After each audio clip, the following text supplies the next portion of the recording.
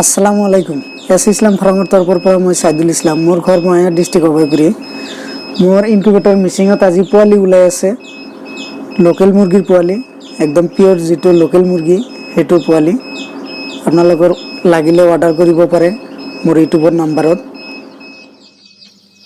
বন্ধুসকল, মই পোৱালিগিলা এতিয়া বৰ্ডিঙত লৈ যাম।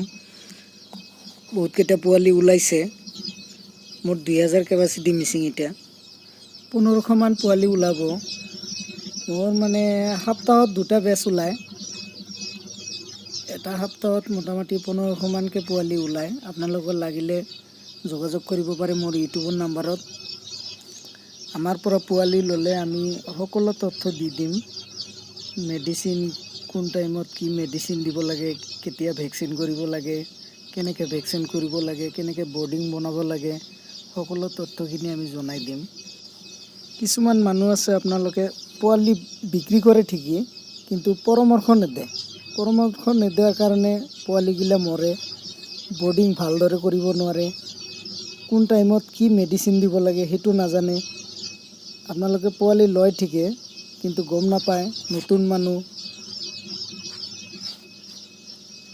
পোৱালি লোৱাৰ পিছত আমাৰ লগত যোগাযোগ ৰাখিব লাগিব। যোগাযোগ ৰাখিলে আমি গোটেইখিনি তথ্য দি দিম। টেনশ্যন ল'ব লাগে একো বস্তু নাই। বহুত ভাল ব্যৱসায় এইটো। বহুত মানুহে বহুত টকা ইনকাম কৰি আছে এইটো বিজনেছত। এতিয়া ঠাণ্ডাৰ দিনত অলপ বৰ্ডিংটো অলপ ভাল কৰি কৰিব লাগে। অলপ লাইটটো অলপ কেপাচিটি বঢ়াই দিলে আপোনাৰ পোৱালিটো আৰু এটা পোৱালিও নমৰে, ভালদৰে থাকে পোৱালিগিলা। মেডিচিনটো ঠিক টাইমত দি থাকিলে কোনো টেনশ্যন ল'ব লগা নাই। ঠাণ্ডাৰ দিনৰ কাৰণে 1 মাহ বৰ্ডিং কৰিব লাগে। 1 মাহ বৰ্ডিং কৰিলে আৰু ফাৰ্মত এৰি দিব পাৰে আপোনালোকে যেতিয়া ফাৰ্ম বনায়।